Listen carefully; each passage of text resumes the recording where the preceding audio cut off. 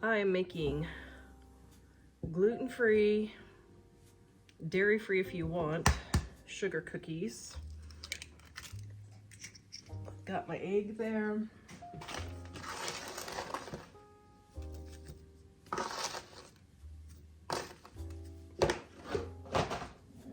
My sugar and my shortening. Now, I'm just going to use the tablespoon.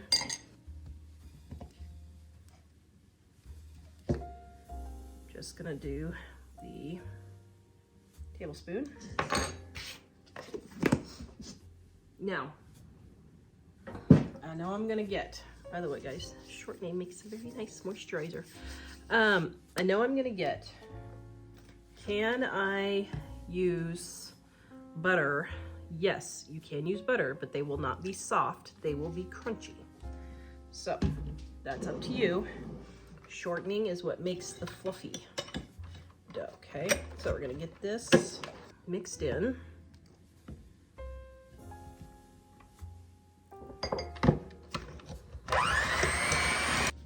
You do need your vinegar for no matter what. The vinegar is what helps make it rise. Okay. So just use rice or soy. I'm using regular milk just because I'm making this for my boys who aren't dairy free. And then we are adding our baking powder.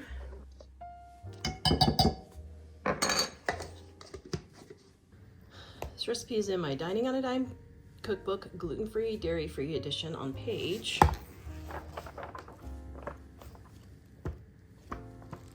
283. You can take a picture right here or click the QR code, go to my website livingonadime.com or click the link in the description below. And my baking soda. And the recipe doesn't call for it, but I'm gonna test just to try a titch of salt and see what it does. Okay, and then my gluten-free flour.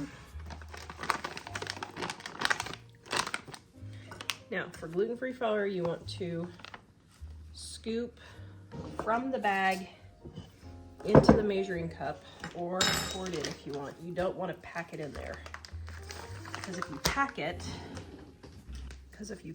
it will get too dense and then your cookies won't be fluffy. Okay.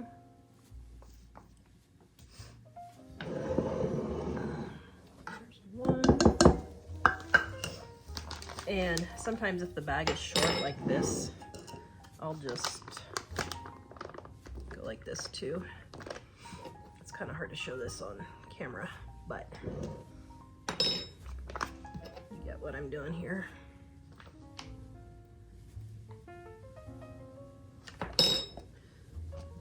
Two. Okay, then we're gonna mix all of this together. I'm not putting the xanthan gum in because I already have it in my gluten-free flour.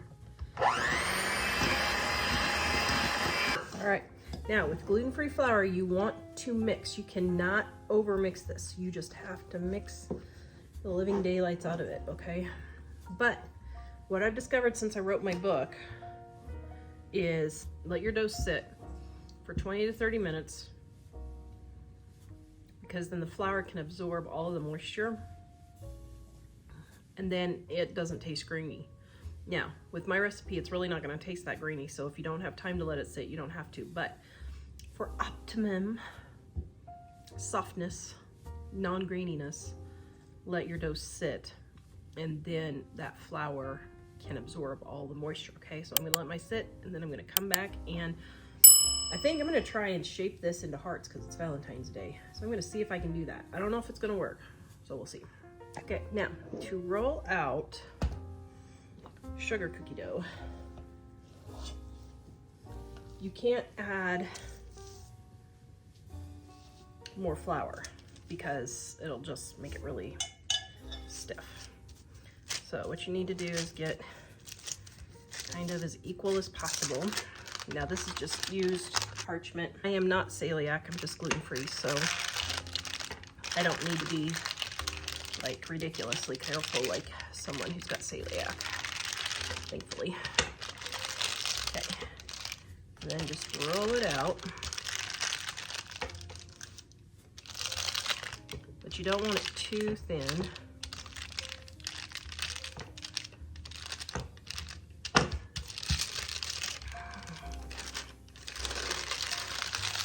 Probably good there.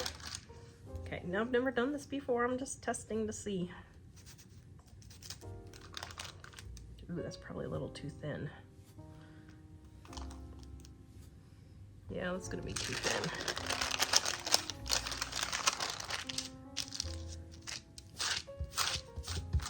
Let's do it like this. There. That's a better size. Now, normally I just put blops on there. So I don't know if this is gonna work with the fruits. Maybe not. It's a little too soft. Well, I don't know, maybe. Maybe?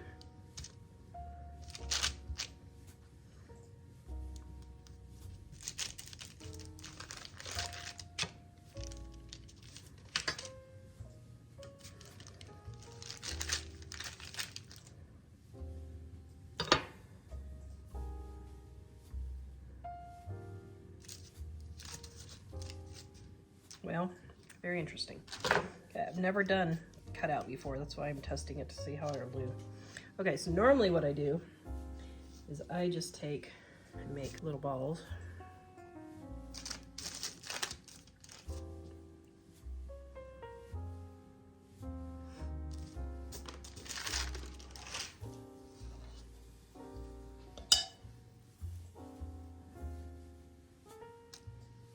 Okay, then what I'm going to do is I'm going to take some water. Now, if you're going to decorate them, you do not have to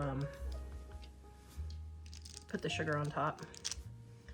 But for me, I like the crusty sugar top.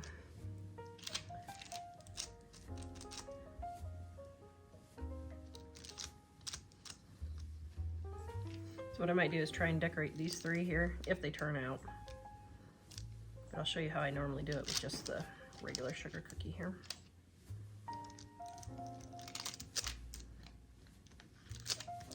So then to make the nice sugar coating, like traditional sugar cookies, just put a little bit of sugar on top.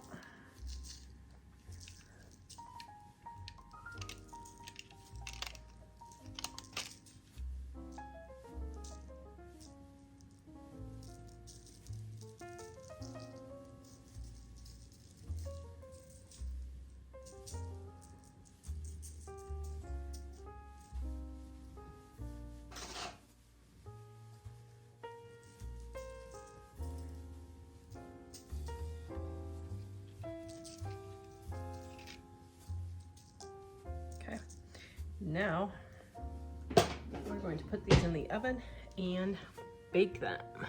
All right, here they are, all done. Oh, yum, I love sugar cookies. Now, these actually kept their heart shape fairly well. Now, do not overcook these. If you overcook them, then they'll get hard. But if you keep them just at the 5 to 10 minute mark.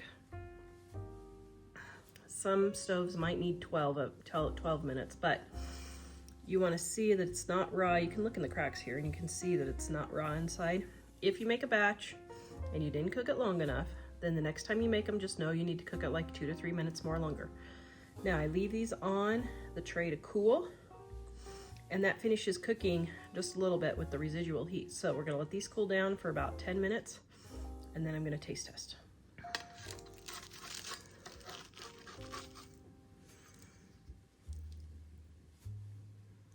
Oh my goodness. Oh, yum. Oh, yum, yum.